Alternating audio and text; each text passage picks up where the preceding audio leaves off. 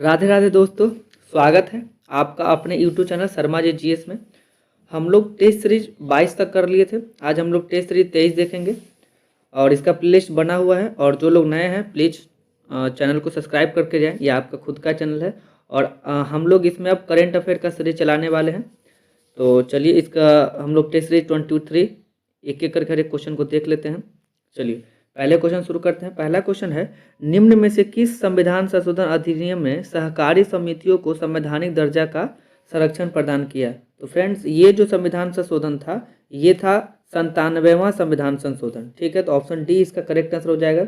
देखिए इसमें क्या हुआ था कि 3 परिवर्तन किए गए। पहला कि इसने सहकारी समिति गठित करने के अधिकार को मौलिक अधिकार बना दिया, और उसके बाद अगर हम देखें तो एसोसिएशन के बाद सहकारिता शब्द जोड़ा गया। इसने एक नया शब्द नया राज्य नीति निषेध तत्व जोड़ा सहकारी समिति के प्रोत्साहन देने हेतु, अनुच्छेद 43 ख में है ये। और इसने संविधान का एक नया भाग जो कि है 9B जोड़ा, सहकारी समितियां। और इसका शीर्षक अनुच्छेद आपको 243 243 ZH से लेके 243 ZT तक है। ठीक है फ्रेंड्स, तो ये आप ध्यान रखेंगे।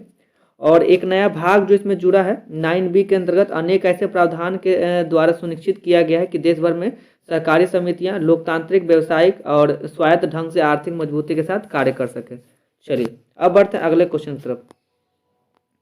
अगला क्वेश्चन है कि भारतीय संविधान के किन 2 अनुच्छेदों में न्यायिक समीक्षा की शक्ति को सर्वाधिक स्पष्ट रूप से व्यक्त किया गया है? तो फ्रेंड देखिए, अगर ये हम बात करें तो ये है अनुच्छेद 32 और अनुच्छेद 226। अनुच्छेद 32 और अनुच्छेद 226। तो इसके बारे में देख लेते हैं क्या है। देखिए, न्यायिक समीक्षा का अर्थ क्या होता है कि न्यायालय अपने दिए गए फैसलों और संसद द्वारा बनाए गए कानून को जांचने का अधिकार रखता है।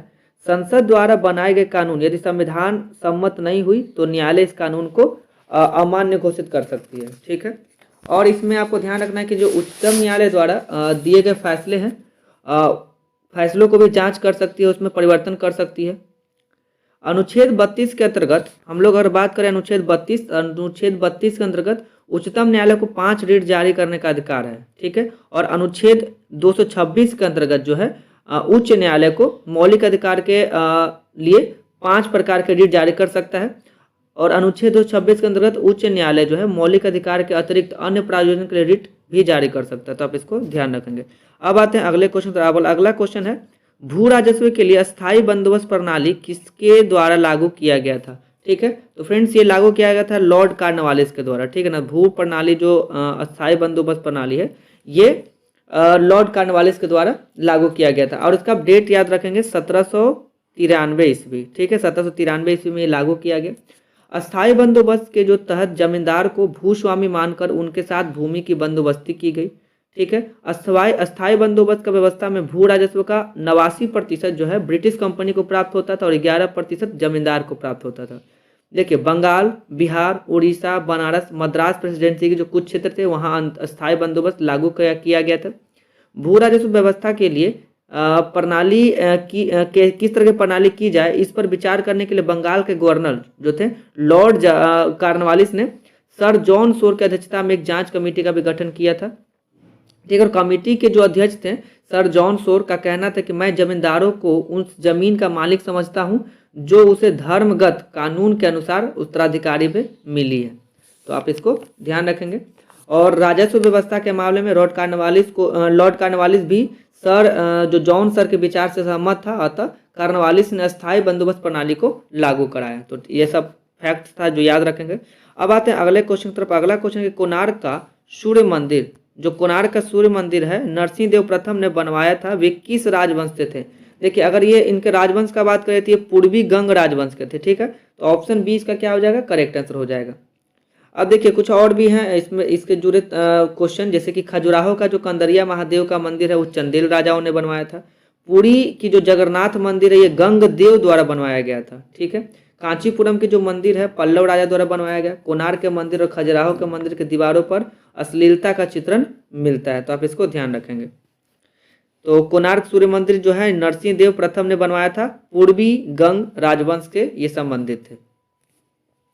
चलिए अब आते हैं अगले क्वेश्चन पे। निम्नलिखित में से कौन भारत का एक उच्चतम पर्वत शिखर है? उच्चतम पर्वत शिखर अगर बात करें तो देखिए गॉडविन आस्टीन हो जाएगा, इसको K2 के नाम से भी जाना जाता है, काराकोरम के नाम से। विश्व में सबसे नवीन जो है वो पर्वत हिमालय है। इसकी उत्पत्ति तैथिस सागर में दो प्लेटों के दबाव के कारण हुआ था। विश्व की सबसे लंबी पर्वत का बात करें तो वो एंडीज है, जो कि 7000 किलोमीटर के आसपास फैला हुआ है।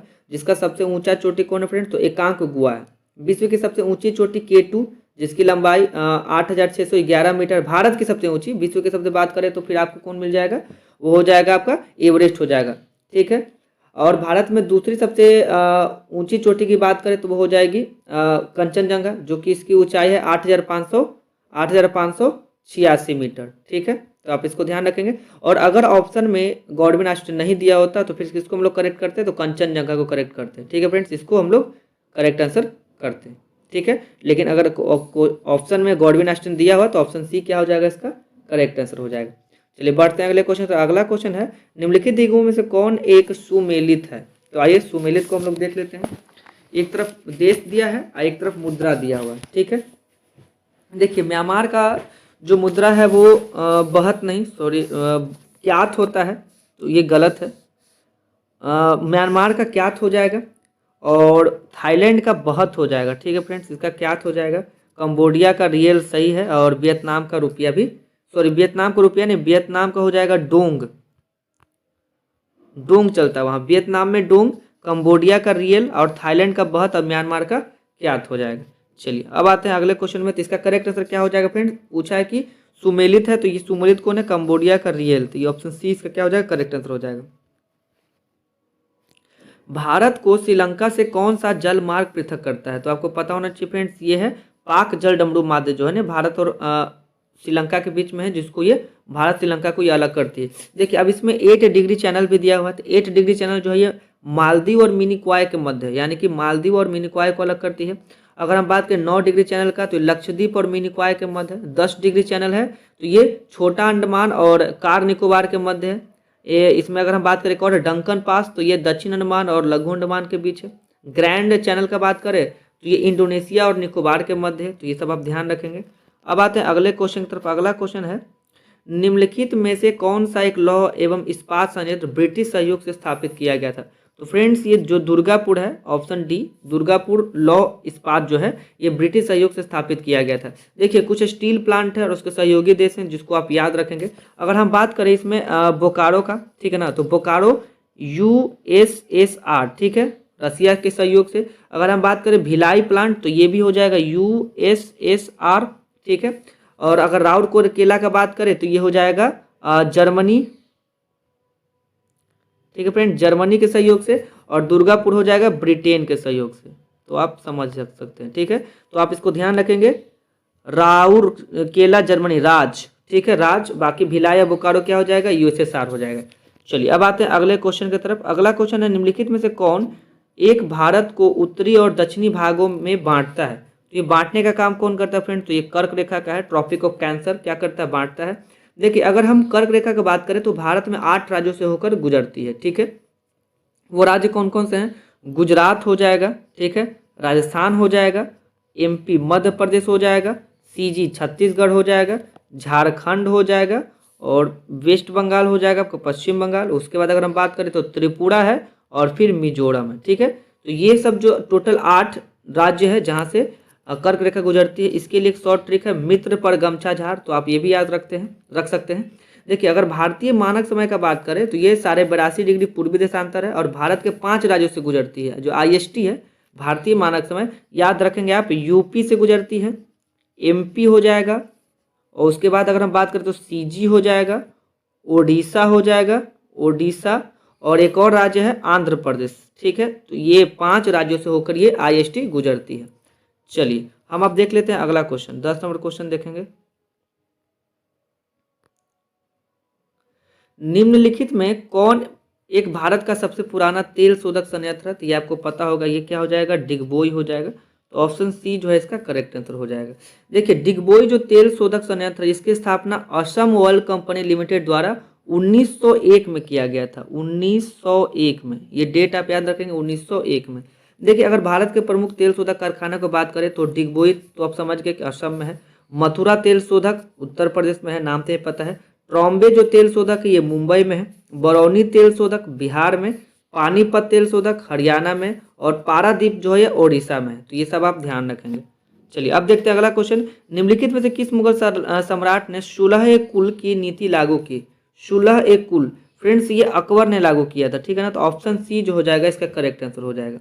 देखिए ये सुलह जो कुल था इसके द्वारा अकबर ने सार्वभौमिक सौहार्द और शांति स्थापित करने की कोशिश की थी। तो आप इसको ध्यान रखेंगे। और इससे रिलेटेड अकबर से रिलेटेड कुछ चीज़ें जो आपको याद रखना है। पहले दीन इलाही धर्म को कौन चलाया? तो अकबर चलाया। कब चलाया? तो 1582 में, ठीक है ना।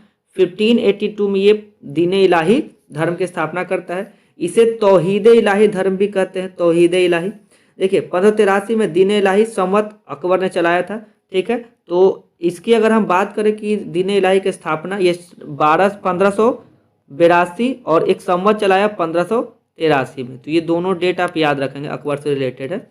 चलिए अब देखते हैं अगला क्वेश्चन। भारत में स्थानीय स्वायत्तशासी संस्थाओं के प्रति सजगता दिखाने के लिए निम्न में किसे जाना जाता है? देखिए स्वशासन के लिए लॉर्ड रिपन को जिम्मेदार माना जाता है। तो ऑप्शन बी जो है इसका करेक्ट आंसर हो जाएगा। देखिए रिपन के कार्यकाल का एक महत्वपूर्ण कार्य था 1882 में स्थानीय स्वशासन और सरकारी प्रस्ताव लाना, ठीक है ना। स्थानीय स्वशासन, इस प्रस्ताव के तहत ग्रामीण क्षेत्रों के स्थानीय बोर्डों की स्थापना तथा नगर में नगर पालिकाओं की स्थापना की गई, और इसके समय ही स्थानीय संस्थाओं को निश्चित कार्य सौंपा गया।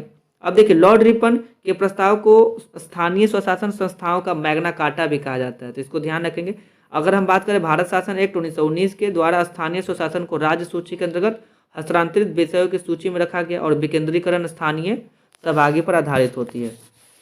अगर हम बात करें भारत में 64वें संविधान संशोधन विधेयक जो था उसके द्वारा सर्वप्रथम पंचायती राज के संवैधानिक दर्जा देने का प्रयास किया गया, और 73वां संविधान संशोधन द्वारा संवैधानिक दर्जा प्राप्त हुआ। 73वां संविधान संशोधन द्वारा, ठीक है। आप इसको ध्यान रखेंगे। अब आते हैं अगले क्वेश्चन की तरफ। अगला क्वेश्चन है अशोक के शिलालेखों में प्रयुक्त लिपि कौन सी थी या कौन सा था? तो देखिए फ्रेंड्स उसके जो शिलालेख थे अशोक के उसमें ब्राह्मी लिपि, खरोष्टी लिपि, अरमाइक लिपि, ये तीनों तरह की लिपि का हमको जिक्र उसमें मिला है। तो ऑप्शन डी जो है इसका करेक्ट आंसर हो जाएगा, ठीक है। देखिए अशोक के जितने भी जो लगभग अधिकांश शिलालेख को ब्राह्मी लिपि में ही लिखवाया है, ठीक है। अशोक के शिलालेख को 4 लिपियां उत्कीर्ण की गई थी। पहली ब्राह्मी, खरोष्टी, अरमाइक और ग्रीक।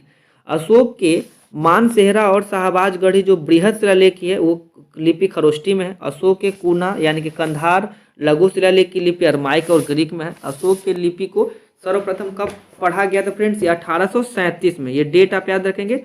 जेम्स प्रिंसेप ने, ठीक है, द्विभाषीय आधार पर पढ़ने में सफलता पाई थी, और अशोक ने भारत में सर्वप्रथम शिलालेख लिखने की परंपरा प्रारंभ की। अशोक के शिलालेख लिखने की प्रेरणा संभवतः फारस से प्राप्त हुआ होगा उसे। चलिए अब आते हैं अगले क्वेश्चन पे। अगला क्वेश्चन कि होयसल की राजधानी निम्नलिखित में से कौन सी थी? देखिए अगर होयसल की राजधानी की हम लोग बात करें, 14 नंबर क्वेश्चन देख लेते हैं। निम्नलिखित में से कौन सा एक उत्तर भारतीय मंदिर स्थापत्य की विशेषता नहीं है? देखिए जो उत्तर भारत की जो मंदिर होती है उसमें गोपुरम नहीं होता फ्रेंड्स, ठीक है ना। तो ऑप्शन सी जो है करेक्ट हो जाएगा। देखिए गोपुरम उत्तर भारत मंदिर की विशेषता नहीं है। गर्भगृह, शिखर तथा प्रक्ष दीक्षिणा उत्तर भारतीय मंदिर स्थापत्य की विशेषता है। भारतीय मंदिरों के स्थापत्य की जो नागर, द्रविड़ और बेसर शैलियां हैं, तो नागर शैली का प्रचलन हिमालय और विंध्य पहाड़ों के बीच का क्षेत्र पाया जाता है, और द्रविड़ शैली जो ये दक्षिणी भारतीय हिंदू स्थापत्य की शैली है। बेसर शैली मध्य भारत के हिंदू मंदिरों की स्थापत्य शैली है, ठीक है। तो आप देख लीजिए 3 तरह के शैलियों में मंदिर को बनाया गया है। उत्तर भारत में नागर और दक्षिण भारत में द्रविड़, और जो मध्य भारत है उसमें बेसर शैली, ठीक है। अब आते हैं अगले क्वेश्चन पे कि होयसल की राजधानी निम्नलिखित में से कौन सी थी? तो अगर हम होयसल की राजधानी की बात करें तो वो द्वार समुद्र थे, ठीक है फ्रेंड्स। उनकी राजधानी द्वार समुद्र थी। होयसल वंश के अगर संस्थापक की बात करें तो ये विष्णुवर्धन थे। विष्णुवर्धन,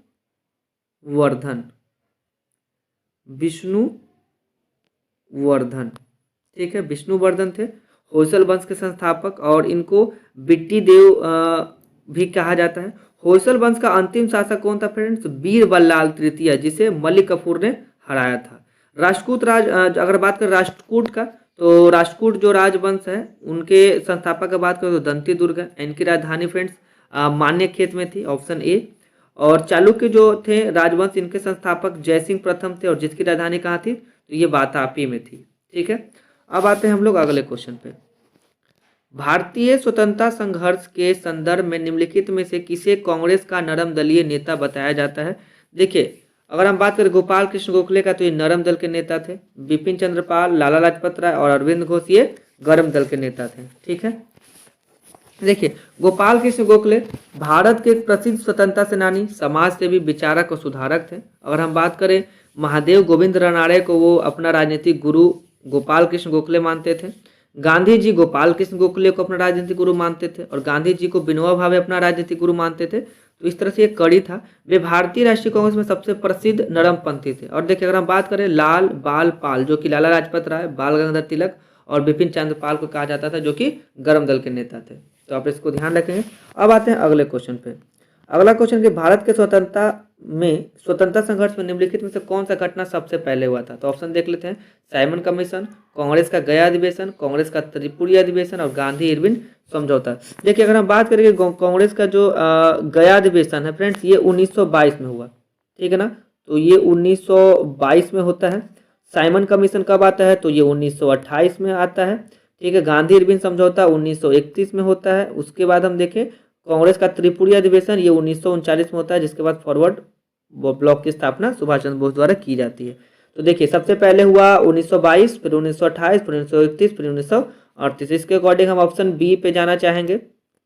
सबसे पहले कब हुआ? तो ऑप्शन बी ये हो जाएगा हमारा। देखिए, अगर भारतीय राष्ट्रीय कांग्रेस का 38वां अधिवेशन बिहार के गया में, ठीक है ना, बिहार के गया में ये होता है 1922 में, जो कि 38वां अधिवेशन था। जिसके अगर अध्यक्ष की बात करें तो वो देश बंधु चित्तरंजन दास थे। इससे पहले 1912 में कांग्रेस का अधिवेशन भी बिहार के बांकीपुर पटना में हुआ था। इसके अध्यक्ष कौन थे फ्रेंड्स? तो आर.एन. माधोलकर थे। देखिए, 30 अक्टूबर 1928 को लाहौर के साइमन कमीशन के विरुद्ध करते समय पुलिस की लाठी से लाला लाजपत राय घायल हो गए थे और उनकी मृत्यु हो गई थी। ठीक है, और गांधी इरविन समझौता फ्रेंड्स 1931 में गांधी और लॉर्ड इरविन के बीच में होता है, जिसके बाद वो द्वितीय जो गोलमेज सम्मेलन है उसमें भाग लेते हैं। अब आते हैं अगले क्वेश्चन की तरफ। अगला क्वेश्चन है, आजाद हिंद फौज की महिला रेजिमेंट रानी झांसी रेजिमेंट किसके कमांड में थी?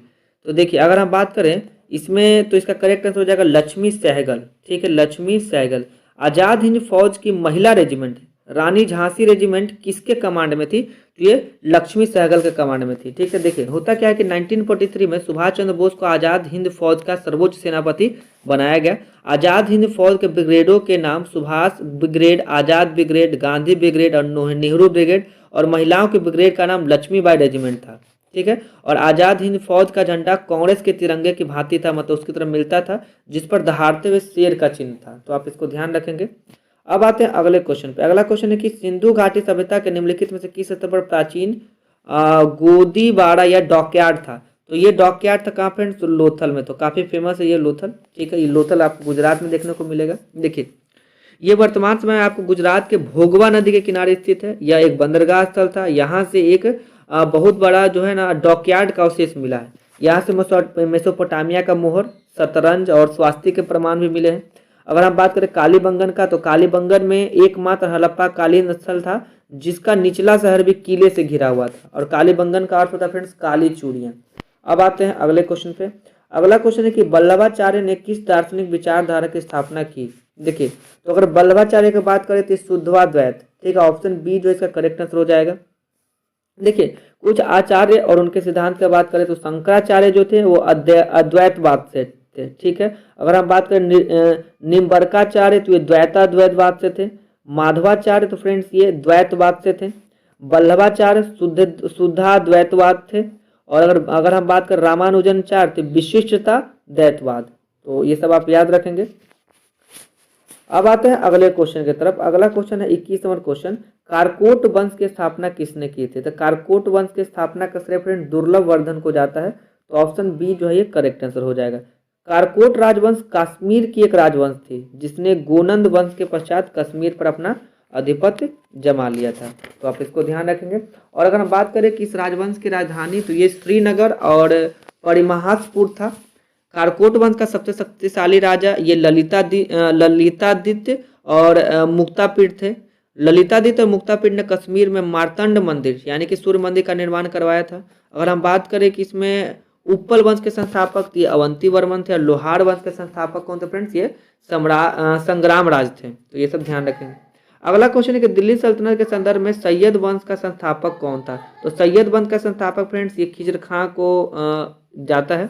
खिज्र खां देखिए तैमूर लंग का सेनापति था। भारत से लौटते समय तैमूर ने खिज्र खां को मुल्तान, लाहौर और दिवालपुर का प्रभारी नियुक्त किया। खिज्र खां का पुत्र मुबारक खां ने शाह की उपाधि धारण की थी। और सैयद वंश का अंतिम जो शासक था फ्रेंड्स वो सुल्तान अलाउद्दीन आलम शाह था। सैयद वंश का शासन करीबन 37 वर्ष के आसपास रहा था। चलिए अब आते हैं अगले क्वेश्चन पे। 23 नंबर क्वेश्चन है, निम्नलिखित में से कौन सा भारत के प्रथम विधि मंत्री थे? विधि मंत्री तो अगर हम बात करें तो ये कौन थे फ्रेंड्स? ये थे doctor BR Ambedkar. Option C जो है ये करेक्ट आंसर हो जाएगा। देखिए स्वतंत्र भारत का पहला मंत्रिमंडल 1947 में गठित किया गया था। ठीक है, और देखिए अगर हम कुछ मंत्री और उनके विभाग का बात कर ले तो सरदार वल्लभ भाई पटेल इनको मिला था गृह, सूचना प्रसारण और राज्य के मामले। और अगर हम बात कर ले डॉक्टर राजेंद्र प्रसाद इनको खाद्य और कृषि मंत्रालय मिला। मौलाना अबुल कलाम आजाद इनको शिक्षा, ठीक है, मौलाना अबुल कलाम आजाद क्या हो जाएगा? ये शिक्षा मंत्रालय इनको दिया गया। अगर हम बात करें जगजीवन राम तो जगजीवन राम को श्रम, और सरदार बलदेव सिंह को क्या दिया गया? तो रक्षा मंत्रालय। और RK सनमुखम शेट्टी को दिया गया था फ्रेंड्स वित्त मंत्रालय। और डॉक्टर श्यामा प्रसाद मुखर्जी को उद्योग और आपूर्ति का विभाग दिया गया था। अब आते हैं अगले क्वेश्चन पे। अगला क्वेश्चन है कि संघ और राज्यों के बीच वित्तीय आवंटन निम्नलिखित में से किसी एक की सिफारिशों के आधार पर होता है? तो फ्रेंड्स ये वित्त आयोग की सिफारिशों पे होता है। ठीक है ना, तो ऑप्शन डी जो है इसका करेक्ट आंसर हो जाएगा। देखिए भारतीय संविधान का जो अनुच्छेद 280 है वो वित्त आयोग के गठन का प्रावधान करता है। ठीक है, अनुच्छेद 280, और इसका गठन का अधिकार फ्रेंड्स राष्ट्रपति को है। और अब तक 15 वित्त आयोग का गठन हो चुका है। अब 15वें वित्त आयोग के जो अध्यक्ष हैं वो डॉक्टर NK सिंह है। और योजना आयोग की जगह पे 1 जनवरी 2015 से नीति आयोग का गठन किया गया, आप ये भी याद रखेंगे। अब आते हैं अगले क्वेश्चन पे, संविधान के किस भाग में नागरिकता के विवरण दिए गए हैं? तो फ्रेंड्स ये संविधान का भाग दूसरा है। ठीक है, जिसमें अनुच्छेद जो है अनुच्छेद 5 से 11 तक, ठीक है फ्रेंड्स 5 से 11 तक में नागरिकता का प्रावधान किया गया है। नागरिकता जो संविधान के भाग 1 की बात करें तो संघ और उसके राज्य क्षेत्र का वर्णन है जो कि 1 से अनुच्छेद 4 तक है। और संविधान के भाग 3 में अनुच्छेद 12 से लेकर 35 तक मौलिक अधिकार का उल्लेख किया गया है। और अगर हम भाग 4 का बात करें तो 36 से लेकर 51 तक नीति निर्देशक तत्व के बारे में चर्चा किया है। चलिए अब देखते हैं अगले क्वेश्चन पे। अगला क्वेश्चन, निम्नलिखित कथनों पर विचार कीजिए। तो आइए पढ़ते हैं। किसी राज्य में मुख्य सचिव को उस राज्य के राज्यपाल द्वारा नियुक्त किया जाता है। आगे देख लेते हैं, राज्य में मुख्य सचिव का नियत कार्यकाल होता है। फ्रेंड देखिए ऑप्शन ए जो है इसका ये करेक्ट आंसर, ये ऑप्शन जो 1 नंबर है ये करेक्ट है, ये गलत है। तो ऑप्शन डी जो है इसका करेक्ट आंसर हो जाएगा। देखिए राज्य सचिवालय के जो पद है या सोपान के शीर्ष पर मुख्य सचिव होता है, वह प्रदेश सरकार और केंद्र सरकार तथा अन्य राज्य सरकारों के बीच संचार दूर सूत्र का कार्य करता है। ठीक है, और हम बात करके देश के जो वरिष्ठतम लोक सेवक हैं ये कैबिनेट सचिव होते हैं। चलिए अब आते हैं अगले क्वेश्चन की तरफ। अगला क्वेश्चन है कि विश्व विज्ञान दिवस कब मनाया जाता है? तो फ्रेंड्स ये मनाया जाता है 10 नवंबर को। ठीक है ना, विश्व विज्ञान दिवस 10 नवंबर को मनाया जाता है। अगर हम बात करें राष्ट्रीय विज्ञान दिवस तो ये 28 फरवरी को, ठीक है ना, 28 फरवरी को राष्ट्रीय विज्ञान दिवस मनाया जाता है। अब आते हैं अगले क्वेश्चन पे। अगला क्वेश्चन है, कुशल स्थानीय स्वायत्त शासन के लिए विख्यात दक्षिण भारत का राजवंश था। कुशल स्थानीय स्वायत्त के लिए, तो फ्रेंड्स ये था चोल साम्राज्य। ठीक है ना, तो ऑप्शन बी जो है इसका करेक्ट आंसर हो जाएगा। देखिए इस वंश के संस्थापक जो थे वो विजयालय थे। और इसकी राजधानी की बात करें तो तंजौर। ठीक है फ्रेंड्स, तंजौर में इसकी राजधानी थी और उसका नाम तंजावुर है, तंजावुर भी है। विजयालय ने नरकेसरी की उपाधि धारण की और निशु शंभुसूदनी देवी का मंदिर बनवाया। चोल प्रशासन का सबसे बड़ी विशेषता स्थानीय स्वशासन ही था। अब आते हैं अगले क्वेश्चन पे। मक्का में सफेद कली किस तत्व की कमी से होती है? मक्का में, ठीक है, तो ये मक्का में होता है फ्रेंड्स जिंक की कमी के कारण। तो ऑप्शन बी जो है इसका करेक्ट आंसर हो जाएगा। देखिए जिंक की कमी से उसमें व्हाइट बर्ड हो जाते हैं। धान का खैरा रोग जो है, खैरा रोग, आम में लिटिल लीफ रोग, ये भी जिंक की कमी से ही होता है। मटर का जो मार्स रोग है ये मैग्नीज के कारण होता है। नींबू का डाईबैक या लिटिल लीफ जो रोग है ये तांबा के कारण होता है। ठीक है, फूलगोभी के ब्राउडिंग रोग भी ये बोरोन के कारण होता है। पौधों में कुछ जीवाणु जनित रोग जैसे अगर बात करें धान का अंगमारी रोग, नींबू का कैंसर रोग, गेहूं का टुड्डू रोग, ये सब बीमारी है। चलिए अब देखते हैं आगे अगले क्वेश्चन पे। निम्नलिखित कार्यों में से कौन सा कार्य स्थानीय स्वशासन संबंधित नहीं है? अगर स्थानीय स्वशासन संबंधित की बात करें, देखिए जन स्वास्थ्य ये है, स्वास्थ्य स्वच्छता का प्रबंध ये भी है, जन उपयोगी सेवा ये भी है, लोक सभा व्यवस्था का संरक्षण ये नहीं फ्रेंड्स, ठीक है। तो ऑप्शन डी जो है इसका करेक्ट आंसर हो जाएगा। चलिए अब बढ़ते हैं अगले क्वेश्चन की तरफ। अगला क्वेश्चन है काली मिट्टी भारत के किस प्रदेश में मिलती है? अगर काली मिट्टी की बात करें तो देखिए ये आपको महाराष्ट्र, मध्य प्रदेश, गुजरात में मिल जाएगा, ठीक है। महाराष्ट्र, मध्य प्रदेश, गुजरात, ऑप्शन डी जो है इसका करेक्ट आंसर हो जाएगा। देखिए काली मिट्टी को हम लोग रेगुर मिट्टी के भी नाम से जानते हैं, ठीक है। रेगुर मृदा के नाम से भी इसको जाना जाता है। इस मिट्टी में कपास की खेती होती है, यही कारण है कि इसको कपासी मृदा भी कहते हैं।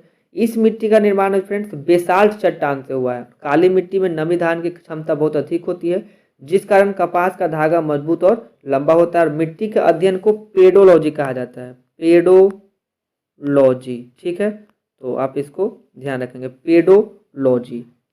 चलिए अब बढ़ते हैं हम लोग अगले क्वेश्चन की तरफ। अगला क्वेश्चन है कि पहला परमाणु बम गिराया था, तो पहला परमाणु बम गिराया था कहाँ फ्रेंड्स? ये हिरोशिमा, ठीक है ना। हिरोशिमा 6 अगस्त 1945, 6 अगस्त, आप ये डेट याद रखेंगे, 6 अगस्त 1945। और जो दूसरा बम गिरा था वो नागासाकी पे गिरा था 9 अगस्त 1945, ठीक है। एक 6 अगस्त को, एक 9 अगस्त को। देखिए अगर हम बात करें तो परमाणु बम जो है ये नाभिकीय विखंडन के सिद्धांत पर कार्य करता है, ठीक है। परमाणु संरचना का जो सिद्धांत है जॉन डाल्टन ने दिया। परमाणु विखंडन का सिद्धांत ओटो हन ने दिया था। परमाणु बम सर्वप्रथम रॉबर्ट जो है ओपेनहीमर ने बनाया, तो आप ये भी ध्यान रखेंगे।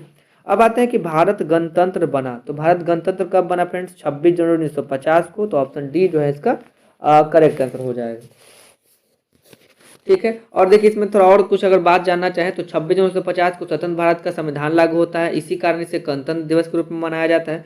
26 नवंबर 1949 को भारतीय संविधान को संविधान सभा द्वारा अंगीकार किया गया। 26 नवंबर 1949 कैबिनेट मिशन योजना के तहत 1946 को भारतीय संविधान का निर्माण प्रारंभ माना हो जाता है। अब आते हैं अगले क्वेश्चन पे। अगला क्वेश्चन कि भारत छोड़ो आंदोलन का वर्ष था, तो फ्रेंड भारत छोड़ो आंदोलन कब शुरू हुआ था? ये शुरू हुआ था 1942 में, ठीक है ना, 1942। देखिए 14 जुलाई 1942 को वर्धा में कांग्रेस कार्यकारिणी समिति की बैठक होती है और इस बैठक में भारत छोड़ो आंदोलन का प्रस्ताव पारित किया जाता है। और 8 अगस्त 1942 को गांधी जी ने बॉम्बे के ग्वालियर टैंक से भारत छोड़ो आंदोलन की घोषणा करती है, ठीक है। 8 अगस्त, ये आप डेट याद रखेंगे, 8 अगस्त। 9 अगस्त 1942 को ऑपरेशन जीरो आवर के अंतर्गत अधिकांश कांग्रेसी नेता को बंदी बना लिया गया और यह आंदोलन जन आंदोलन था। इसे अगस्त क्रांति के नाम से भी लोग जानते हैं। तो ऑप्शन जो इसका सी क्या हो जाएगा? करेक्ट आंसर हो जाएगा। 34 हो गया। आइए 35 क्वेश्चन नंबर देखते हैं। मेगास्थनीज भारत आया था, फिर देखिए मेगास्थनीज अगर हम बात करिए भारत कहाँ से आया था, तो ये भारत आया था चंद्रगुप्त मौर्य के शासनकाल में, ठीक है। ऑप्शन सी जो है इसका करेक्ट आंसर हो जाएगा। और ये सेल्यूकस निकेटर का राजदूत था, ठीक है। ये सेल्यूकस निकेटर का राजदूत था जो कि चंद्रगुप्त मौर्य के शासनकाल में आया। इसने अपनी पुस्तक लिखी इंडिका, और इंडिका में जो मौर्य युग है उसके समाज और संस्कृति के विषय में लिखा हुआ है। मेगास्थनीज ने मौर्य नगर प्रशासन का सर्वाधिक जानकारी दी है। इंडिका में लिखा है कि भारत में दास प्रथा नहीं थी। इंडिका में व्यवसाय के आधार पर भारतीय समाज को 7 वर्गों में बांटा गया था, ठीक है। और अगर हम बात करके इंडिका में पाटलिपुत्रा को पॉलीब्रोथा कहा गया है, तो आप इसको भी ध्यान रखेंगे। अब आते हैं अगला क्वेश्चन पे, कालीबंगा स्थित है। तो फ्रेंड कालीबंगा कहाँ स्थित है? तो ये आपको राजस्थान में देखने को मिलेगा। तो ऑप्शन सी जो है इसका करेक्ट आंसर हो जाएगा। राजस्थान में घग्गर या सरयू नदी के पे स्थित था। धौलावीरा जो था ये लोथल गुजरात में स्थित है। धौलावीरा तथा लोथल आपको दोनों गुजरात में देखने को मिल जाएंगे। अगर हम बात करें कि बनवाली, ये रंगोई नदी किनारे हरियाणा के हिसार जिले में है। अब देखिए कालीबंगा में हमको जुता हुआ खेत का प्रमाण मिला, ठीक है। और कालीबंगा से हड़प्पा पूर्व सभ्यता का भी प्रमाण मिलता है। कालीबंगा के जो अलंकृत ईंट है उन पे भी प्रमाण मिलता है। भारत में धौलावीरा दूसरी सबसे बड़ी हड़प्पा कालीन है, ठीक है। और धौलावीरा त्रिस्तरीय दीवारों से घिरी हुई थी, आप इसको भी ध्यान रखेंगे। अब आते हैं अगले क्वेश्चन पे, दक्षिण भारत की सर्वाधिक प्राचीन और समृद्ध भाषा है। तो आपको पता होगा ये तमिल भाषा है। सबसे भारत की सर्वाधिक प्राचीन और समृद्ध भाषा के रूप में इसे तमिल भाषा को जाना जाता है। तो ऑप्शन ए जो है इसका करेक्ट आंसर हो जाएगा। देखिए तेलुगु आंध्र प्रदेश की भाषा है, तो ये भी आप ध्यान रखेंगे। अगर हम बात करें कन्नड़ तो ये कर्नाटक में बोला जाता है। और मलयालम जो ये केरल की राजकीय भाषा है। अब देखिए ज्ञानपीठ जो पुरस्कार पाने वाले पहले साहित्यकार थे जी शंकर कुरुप, इनको मलयालम भाषा के साहित्यकार के रूप में थे, या उनको ज्ञानपीठ पुरस्कार मिला गया था। देखिए कृष्णदेव राय के दरबार में तेलुगु साहित्य के 8 कवि रहते थे और जिन्हें अष्ट दिग्गज कहा जाता था। ठीक है, तो आप ये भी ध्यान रखेंगे। अब आते हैं अगले क्वेश्चन पर। अगला क्वेश्चन कपास की खेती के लिए सर्वोत्तम मिट्टी है, तो पीछे ये डिस्कस हो चुका है फ्रेंड्स। ऑप्शन इसका क्या हो जाएगा, काली मिट्टी। कपास की खेती के लिए काली मिट्टी या इसको कपासी मिट्टी भी कहा जाता है, तो ऑप्शन इसका जो ए है इसका करेक्ट आंसर हो जाएगा। देखिए कपास की मिट्टी में ना आपको आयरन, चूना, एल्यूमिनियम और मैग्नीशियम ये सब देखने को मिल जाएगा। इसका रंग जो है ना टिटेनिफेरस मैग्नेटा और जीवाश्म की उपस्थिति के कारण काला होता है। भारत की जो सर्वप्रमुख अगर मिट्टी की बात करें तो जलोढ़ मिट्टी है, और जलोढ़ मिट्टी के 2 भागों में बांटा गया, खादर और एक बांगर। आते हैं अगले क्वेश्चन पे। अगला क्वेश्चन की बृहद संहिता का रचयिता कौन था? तो फ्रेंड बृहद संहिता का रचयिता वराहमिहिर थे। ठीक है, तो ऑप्शन सी जो है ये करेक्ट आंसर हो जाएगा। ठीक है, अब देखिए वराहमिहिर गुप्तकालीन भारतीय गणितज्ञ और खगोलविद थे। वे चंद्रगुप्त विक्रमादित्य के नवरत्नों में से एक थे, और आर्यभट्ट जो थे वो चंद्रगुप्त द्वितीय के नवरत्न में शामिल नहीं थे। तो ये आप ध्यान रखेंगे, आर्यभट्ट चंद्रगुप्त द्वितीय के नवरत्न में शामिल नहीं थे। आर्यभट्ट का जन्म 476 एडी में पाटलिपुत्र यानी कि तरेगना, जो अभी आप देख रहे हैं तरेगना के स्टेशन ही बना हुआ हॉल्ट है। ब्रह्मगुप्त को भारत का न्यूटन कहा जाता है, और ब्रह्मगुप्त ने ब्रह्म सिद्धिका में गुरुत्वाकर्षण के सिद्धांत दिए थे। तो आप ये भी ध्यान रखेंगे ब्रह्मगुप्त के बारे में। ठीक है, चलिए अब आते हैं अगले क्वेश्चन पे। लक्षद्वीप कहाँ स्थित है? तो लक्षद्वीप आपको कहाँ देखने को मिलेगा? अरब सागर में। ठीक है, तो ऑप्शन ए जो है ये करेक्ट आंसर हो जाएगा। देखिए हिंद महासागर के उत्तरी भाग प्रायद्वीपीय भारत को 2 भागों अरब सागर और बंगाल की खाड़ी में बांटता है। अरब सागर में लक्षद्वीप समूह है जिसमें टोटल 36 द्वीप, ठीक है 36 द्वीप आपको देखने को मिल सकते हैं, और बंगाल की खाड़ी में आपको अंडमान निकोबार देखने को मिलेगा। भारत में एकमात्र जो सक्रिय ज्वालामुखी है वो बैरन द्वीप है, जो कि बंगाल की खाड़ी में ही स्थित है। तो आप इसको भी ध्यान रखेंगे।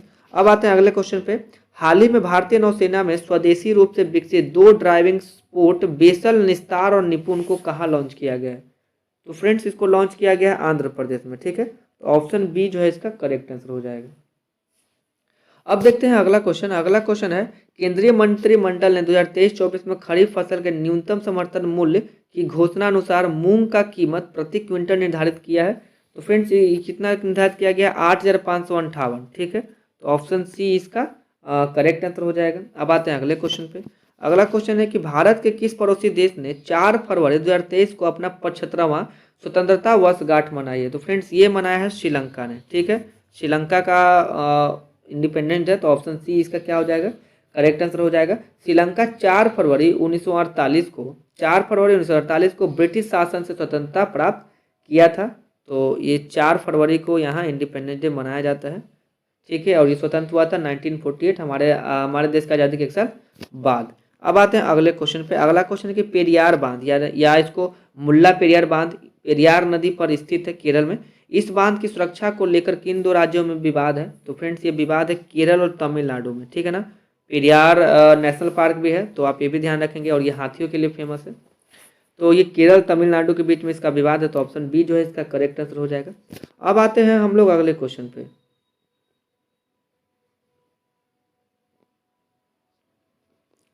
अगला क्वेश्चन है कि नगर निगम के बैठकों की अध्यक्षता कौन करता है? तो नगर निगम में जो बैठक होते हैं उसकी जो अध्यक्षता है वो महापौर करते हैं। ठीक है, तो ऑप्शन जो बी है करेक्ट हो जाएगा, मेयर।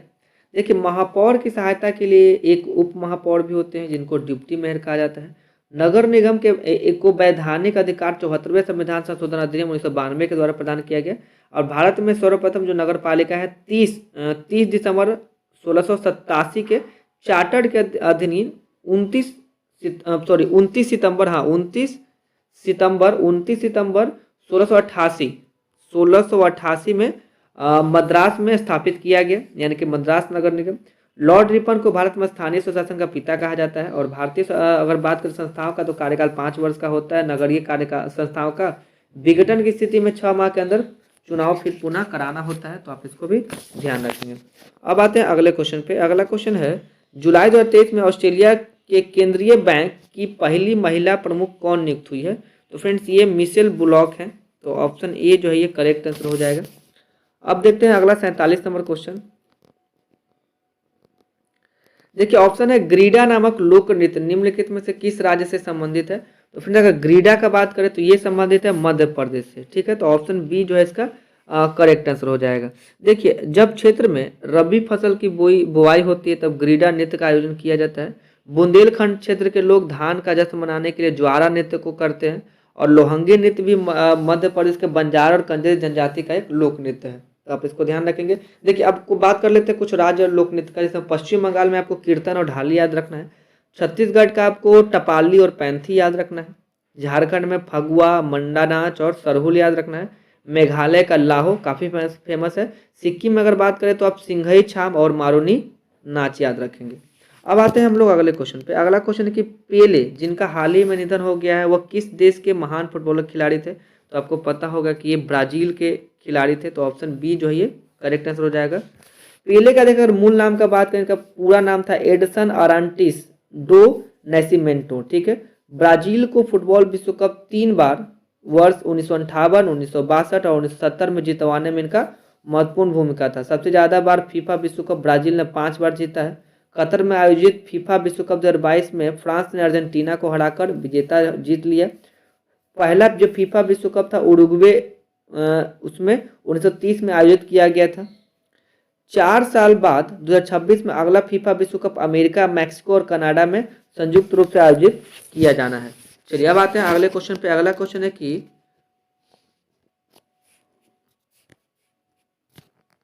बथुकम्मा उत्सव निम्न में से किस राज्य से संबंधित है? तो फ्रेंड्स ये संबंधित है तेलंगाना से, तो ऑप्शन ए जो है ये करेक्ट आंसर हो जाएगा।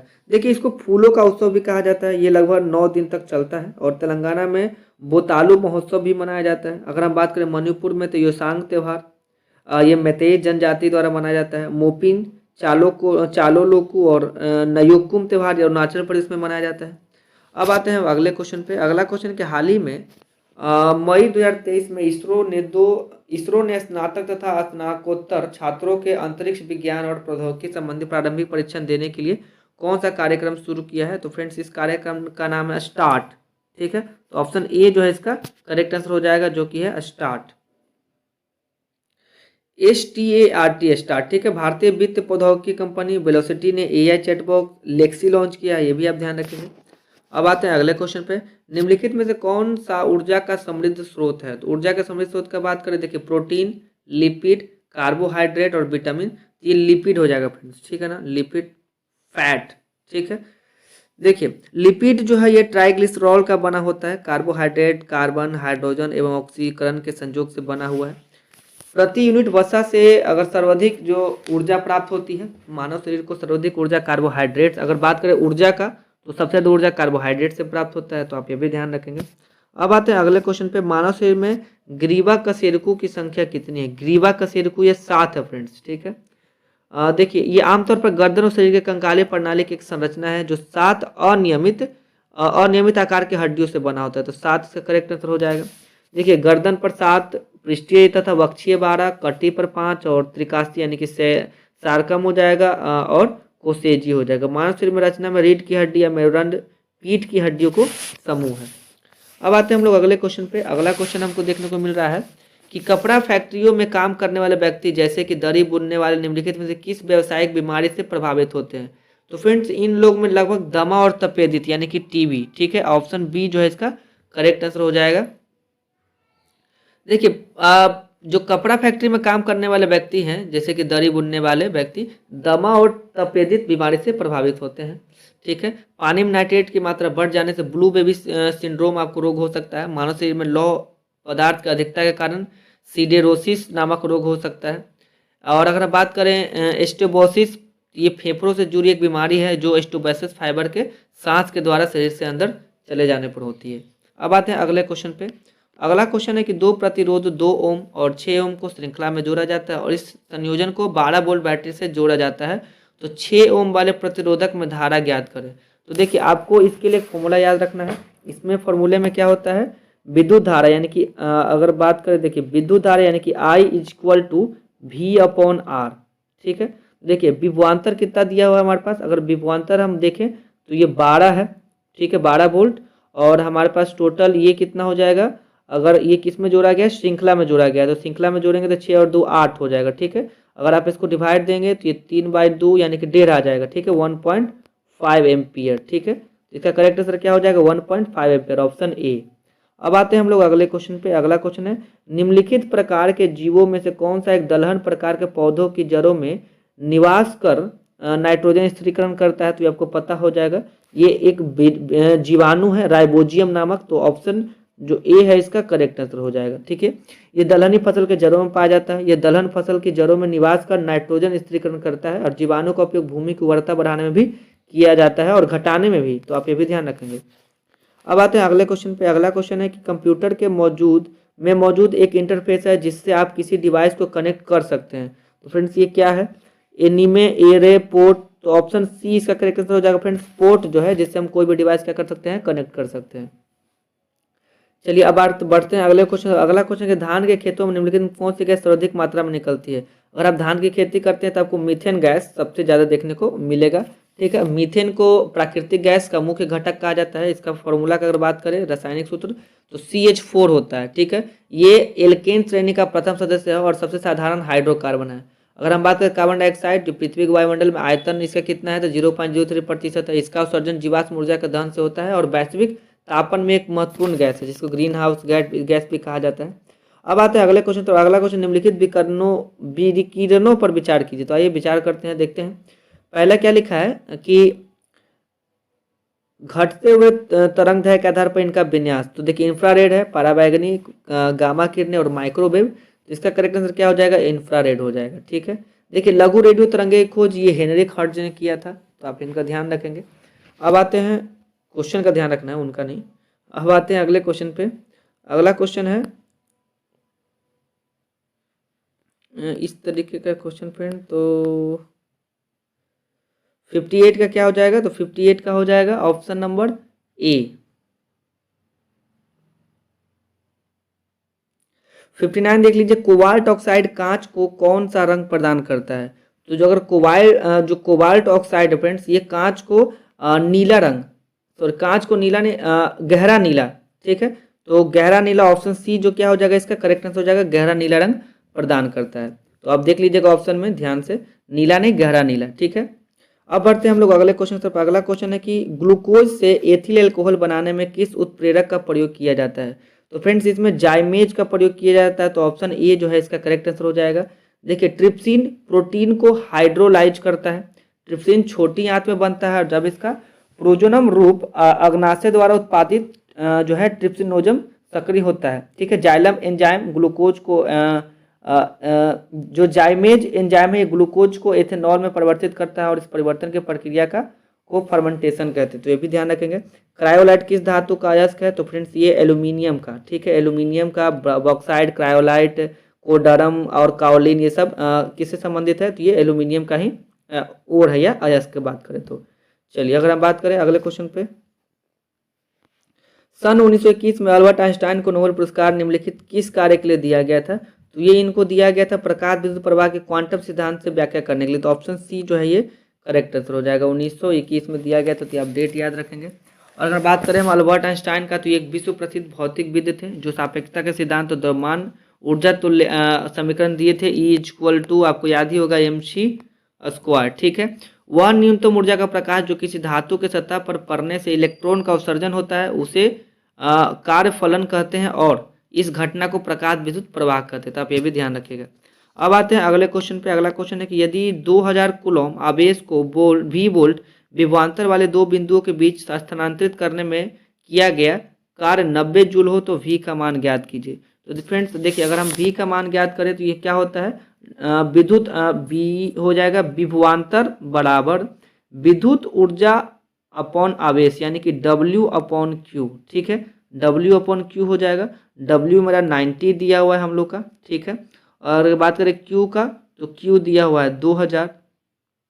तो आप अगर इसको डिवाइड देंगे, कट करेंगे तो आपको आंसर मिलेगा 0.045 वोल्ट, 0.045 वोल्ट। तो ऑप्शन बी जो है इसका करेक्ट आंसर हो जाएगा, ठीक है। अब बढ़ते हैं अगले क्वेश्चन। तो अगला क्वेश्चन है कि वांडर वॉल्स के समीकरण में ए की बीमा है। तो फ्रेंड्स ए की बीमा क्या है? ये हो जाएगा ml⁵ (T - 2)। तो ऑप्शन सी इसका करेक्ट आंसर हो जाएगा। अब बढ़ते हैं अगले क्वेश्चन की तरफ। अगला क्वेश्चन है कि समान बीमाओं वाला युग्म है, तो देखिए जिसका समान बीमा मिलता है, तो ये देख लेते हैं। कार्य और बल आघूर्ण का एक हो जाएगा, तो ऑप्शन सी जो है इसका करेक्ट आंसर हो जाएगा।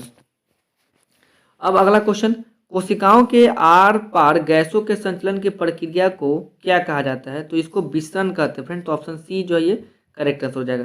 देखिए विसरण एक उपलब्ध स्थान पर कब्जा करने के लिए अणुओं के फैलने की प्रवृत्ति है।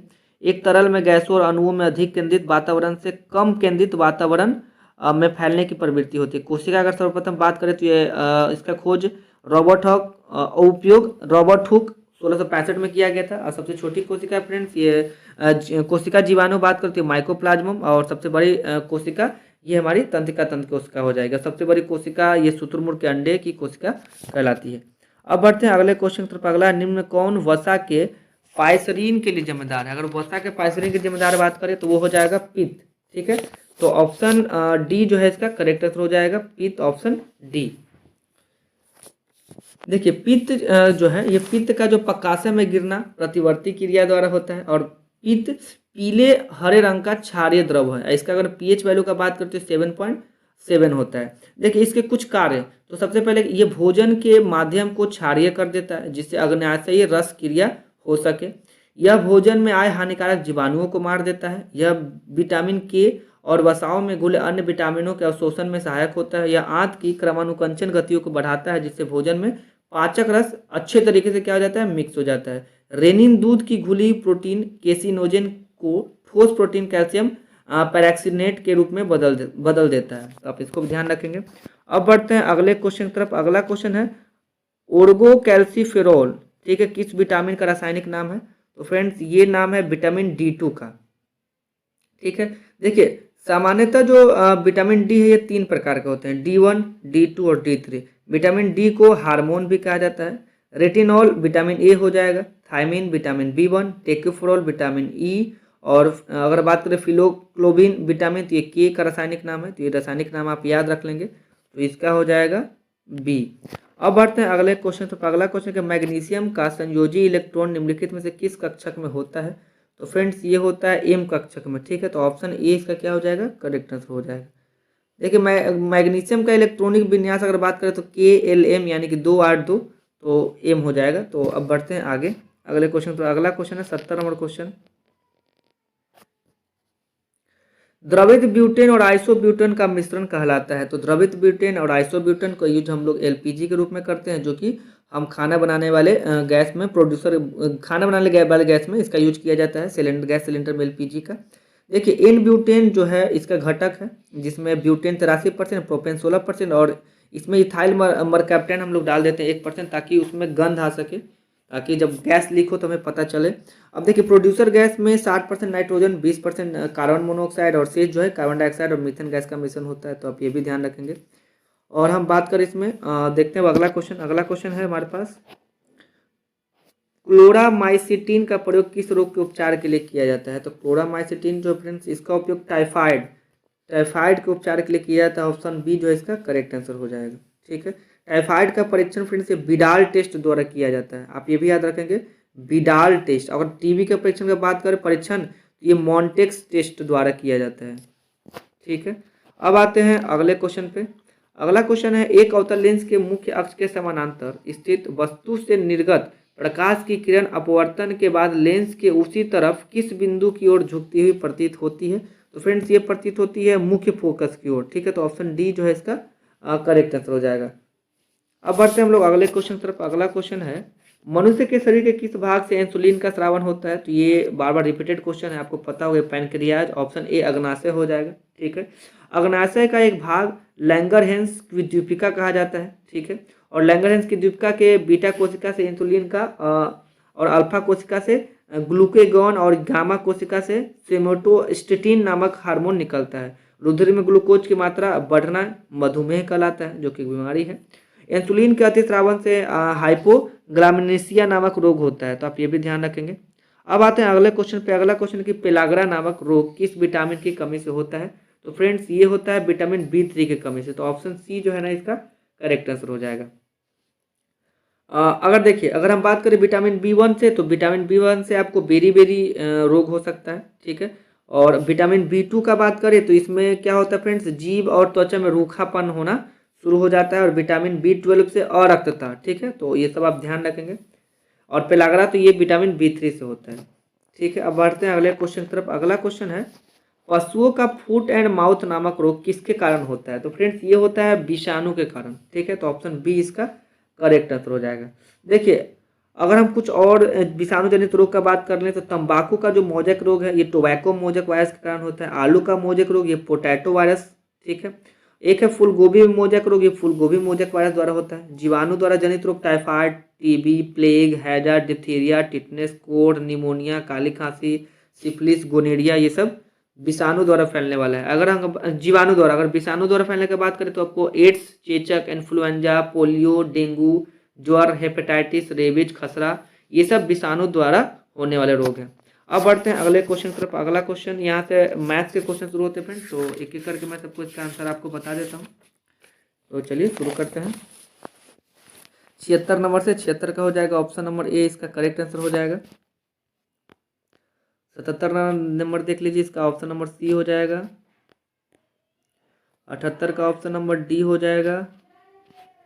79 का ऑप्शन नंबर सी हो जाएगा, -5/7। अब आगे बढ़ते हम लोग 80 की तरफ। 80 का हो जाएगा option number A. 81 number question देख लीजिए, 81 का हो जाएगा ऑप्शन नंबर ए हो जाएगा। 82 का बात करें तो भी 82 का ऑप्शन नंबर ए हो जाएगा इसका करेक्ट आंसर। 83 का बात हो गया ऑप्शन नंबर सी हो जाएगा 28 रन। 84 का हो जाएगा ऑप्शन नंबर सी। 85 का हो जाएगा फ्रेंड्स ऑप्शन नंबर डी। 86 का देख लेते हैं, 86 का हो जाएगा ऑप्शन नंबर ए। 87 का ऑप्शन नंबर सी हो जाएगा। 88 का ऑप्शन नंबर ए। 89 का हो जाएगा फ्रेंड्स ऑप्शन नंबर सी। 90 का बात करें तो 90 का ऑप्शन नंबर सी हो जाएगा अपरिमेय।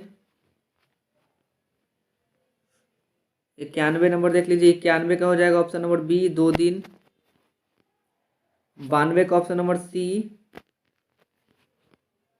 93 का ऑप्शन नंबर सी हो जाएगा। 94 का ऑप्शन नंबर ए हो जाएगा। 95 का ऑप्शन नंबर बी हो जाएगा। 96 का ऑप्शन नंबर ए। 97 का ऑप्शन नंबर सी। 98 का ऑप्शन नंबर बी हो जाएगा 320 सेंटीमीटर क्यूब। 99 का ऑप्शन नंबर ए 5/26 किलोग्राम। 100 देख लेते हैं। 100 का ऑप्शन नंबर ए हो जाएगा 42। 101 का हो जाएगा ऑप्शन नंबर बी उत्तर पश्चिम। 102 का ऑप्शन नंबर सी हो जाएगा फ्रेंड्स 2 बजने में 8 मिनट कम। 103 का हो जाएगा ऑप्शन नंबर बी 36। 104 का ऑप्शन नंबर ए। 105 का ऑप्शन नंबर डी खोज। 106 का ऑप्शन नंबर सी हो जाएगा ध्वनि। 107 का ऑप्शन नंबर सी।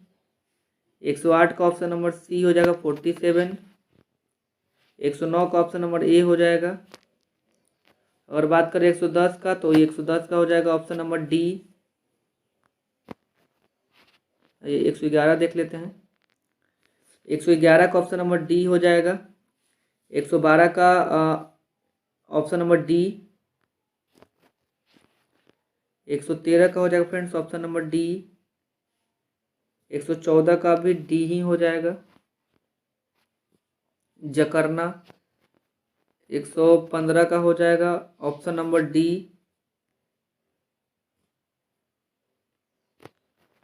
116 देख लीजिए फ्रेंड्स, 116 का हो जाएगा ऑप्शन नंबर डी। 117 का ऑप्शन नंबर सी समुचित। 118 का option number B Radha. 119 option number C. 120 का बात करें तो ऑप्शन नंबर ए हो जाएगा। आगे देख लेते हैं 121 नंबर क्वेश्चन। 121 नंबर हो जाएगा option number C 250 kilometre. 122 number हो जाएगा फ्रेंड्स ऑप्शन नंबर डी, कथन 1 और 2, 3 सभी पर्याप्त हैं। चलिए आगे देखते हैं 123 नंबर। 123 का हो जाएगा ऑप्शन नंबर ए, पाउंड, मुद्रा में नहीं। 124 का हो जाएगा ऑप्शन नंबर बी। 125 देख लेते हैं फ्रेंड्स। 125 का हो जाएगा ऑप्शन नंबर डी। 126 का हो जाएगा ऑप्शन नंबर सी। 127 हो जाएगा friends option number B.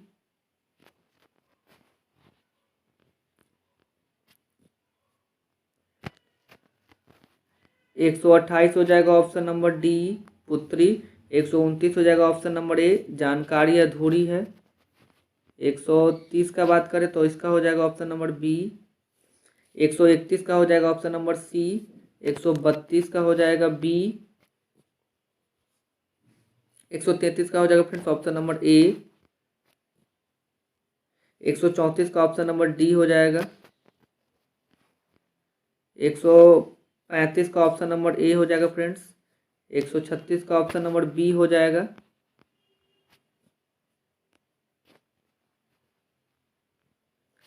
Shirt, कपड़ा और पेन के संबंध बताना है।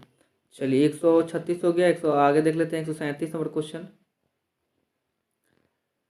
137 का हो जाएगा फ्रेंड्स ऑप्शन नंबर डी, 17। 138 का हो जाएगा ऑप्शन नंबर डी, अपोलो। 139 का बात करें तो 139 का हो जाएगा ऑप्शन नंबर सी।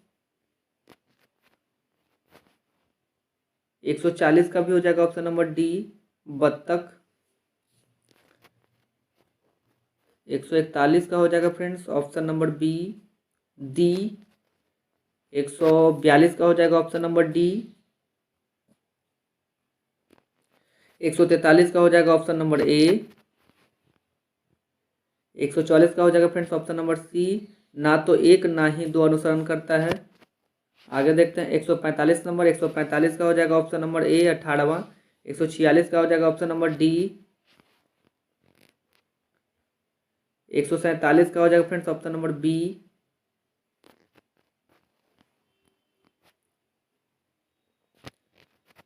146 देख लीजिए। 147 हो गया। 148 नंबर देख लीजिए। 148 का हो जाएगा ऑप्शन नंबर डी। 149 का हो जाएगा फ्रेंड्स ऑप्शन नंबर सी। 150 का हो जाएगा ऑप्शन नंबर डी। तो इस प्रकार फ्रेंड्स हम लोग का 150 क्वेश्चन पूरा कंप्लीट हो चुका है। मैथ्स और रीजनिंग के वीडियो आने में थोड़ा देर हो रहा है फ्रेंड्स, इसके लिए मैं माफ़ी चाहूँगा। और आज से हम लोग करेंट अफेयर का पूरा सीरीज चला रहे हैं बिहार दुर्गा के लिए और बिहार एसएससी के लिए, सब में काम करेगा। तो प्लीज़ आप लोग सपोर्ट दिखाइए और अपने दोस्त लोग को भी शेयर कीजिए ताकि उनको भी पता चल सके। और इसका प्लेलिस्ट बना हुआ है तो आप लोग प्लेलिस्ट में ज़रूर ज्वाइन करें। प्लेलिस्ट में एक लाइन से सब लगा हुआ है तो सब लोग पूरा वीडियो देखें और लाइक बिल्कुल करें फ्रेंड्स, और अपने दोस्त लोग को शेयर करें और बिल्कुल सपोर्ट करें। मिलते हैं अगले टेस्ट सीरीज 24 में, तब तक के लिए धन्यवाद।